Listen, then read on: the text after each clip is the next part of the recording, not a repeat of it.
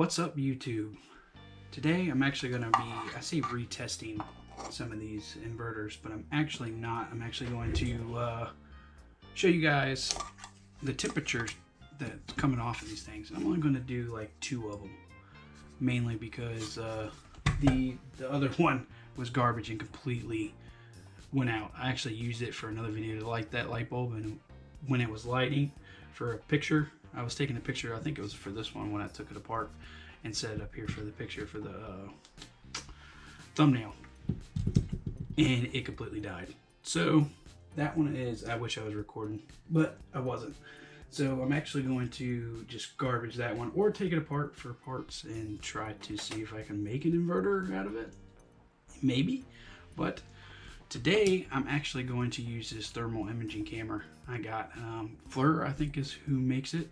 So I'm going to use this to show you guys how much heat is actually coming off the wiring and the units themselves, because I couldn't do it at the time. So I got you guys. I got one person in particular that commented, and there's always one step ahead of me, I guess you would say, or I'm always one step ahead of them. You never know. But I had already ordered one, and they commented, said maybe I should show the temperatures with the gun instead of using my fingertips and burning the crap out of myself. I wouldn't say burning the crap out of myself. It's not that hot, but I didn't let it get there. So today I'm actually going to do like an expedited-ish way of showing it with thermal camera. So I try to do like a time lapse of 5 minutes or 10 minutes, depending on how long I decide to run the test. And I know this bad boy is sitting at I think 80%. We'll check that too. But let me get this all set up and I'll bring you guys back.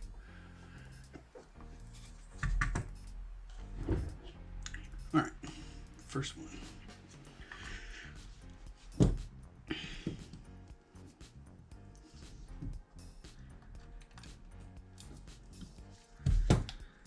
Plug this bad boy in.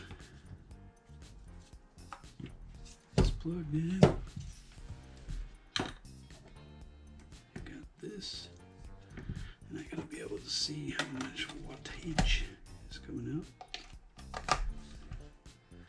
All right, so that is in.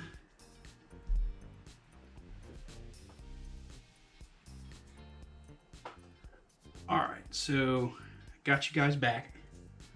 I'm actually going to show you how you set up this camera. I think this is the Pro LT version of the camera I got, thermal imaging camera I got. So I'm actually going to move my phone in the recording here, grab this, and what I'll do is start recording it. So you got this neat app here that you go ahead, well, you gotta wait for it to connect. And eventually it does. Mine took a little while just to get it to connect. All right, there we go.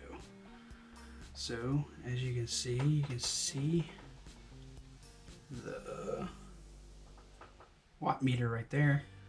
I got a little heat over there from where I'm charging my pad.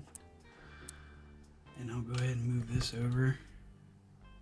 And we'll go ahead and get the ball rolling on this. So if you look here, and if you look at my finger, should be able to see it. 92 degrees, or 93 degrees. All right, so let me get this set up here with the wiring. And I'll go ahead and get this thing going. All right, so, and you'll probably see the radiant heat coming off of it. So I'll just go ahead and move this over here. And get it going. Now watch it heat up. It's freaking nuts. And I've only got 90 watts on it. Watch it glow. Man, it's freaking nuts. So I'll go ahead and bump her up to 150. Well, I don't know if that's 100. Oh God, that's 170. Let's see. Bring it back down. But yeah, look.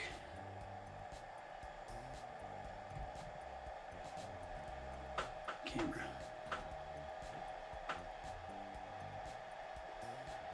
All right, and I'll do 5 minutes with this.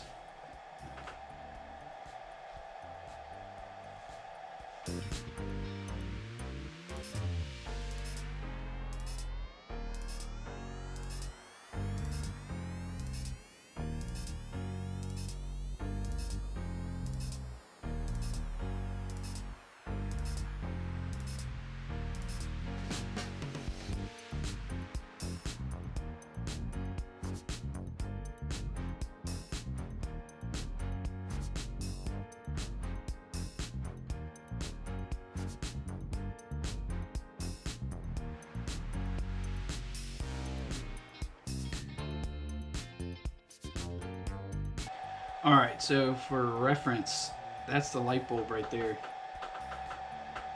And she is 250 degrees.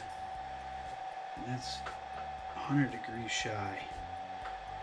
And quite frankly, I don't even think I'm going to run this all the way to 5 minutes because it's already at 152 degrees. So what I'll do is I'll let it turn it down, turn it off, and see how long it takes for it to cool down. And then I'll swap them back, or swap them to this one right here. Bop. I don't know if you can see it. Let's swap it to that one. Let's see. As soon as the camera comes on, and you should be able to see my finger here. This is the wiring right here, as you guys can see. And I kind of got the inverter kind of laid on top of it. But obviously this thing's putting off a little bit of heat too. But let's see what we got. And I'll push it out to 150 again, or close enough to it. And we'll see how much she's got. Alright, so let the 5 minutes begin. We'll see, and you can already see it's heating up. So I'm starting to test right now, and we're starting off at 100 degrees.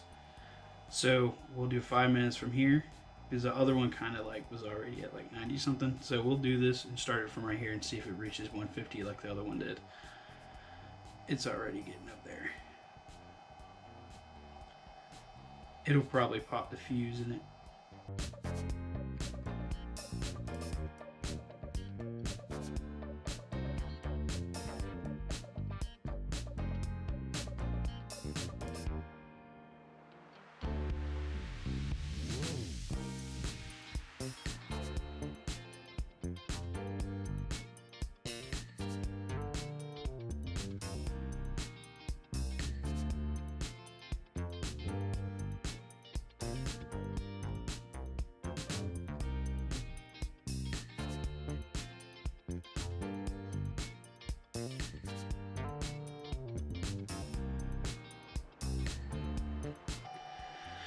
Alright, so as you can see, these things are, oh, alright, and she popped a fuse. Alright, so as you guys can see, this thing is cooking.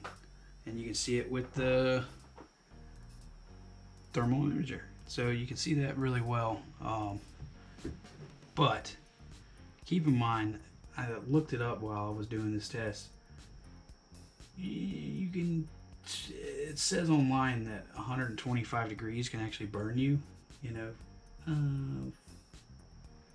and it says what, 2 minutes? You can, in 2 minutes it'll take 125 degrees to actually burn you if you're touching it for 2 minutes.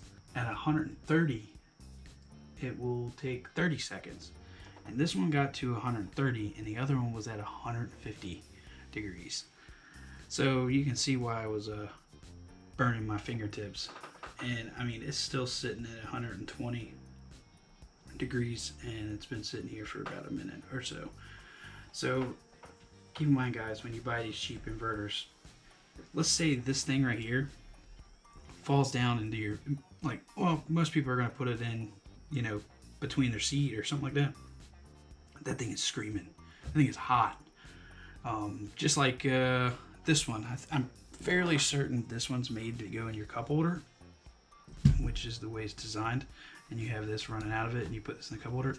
Look where the fan's at. And the fan's on the bottom of it for cooling. And that's not even, this isn't even getting hot. Like, as you can see, I mean, this one got screaming, and it still is screaming. But keep in mind, that one is, you know, 16 bucks. This one was 35, and, you know, Energizer sells it. So I would think this one would perform a lot better. Now it does. It actually handles 150 watts pretty well. I don't know if you guys noticed that this one was actually set to like 130, 140. If not, it like overloads it and you can't do anything with it. But it was getting that hot at 130, 140 watts. This one was at about 150, and this thing was, you know, on fire. 150, I believe, is what it was.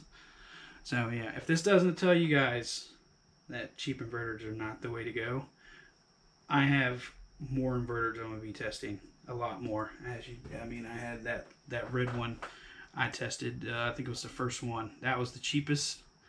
This one was like $1 more, and I got 6 or 7 more to test. Of the I think it's 150 to 200, and then I'm gonna start progressing up into like 300, 400, 500, and then I'll get to the big ones, which I'm gonna have to start figuring out what kind of battery I'm gonna use. I might just end up using my battery bank for my solar system in here. So I hope you guys like this video. I enjoy doing this. I don't know if you guys can hear the rain or the weather in the background, but I'll try to edit it out. But this is the stuff I like, and I'm going to be doing in my garage from now on. And let me know if there's anything else you guys want me to test when it comes to, you know, electronics, 12 volt stuff. I'll even work my way up to 48 volt stuff if you guys want me to. Just throw me some suggestions in the comments. And you guys enjoy your weekend. Dropping another video tomorrow testing another cheap inverter. Just letting you guys know that. Like and subscribe, guys. Take it easy.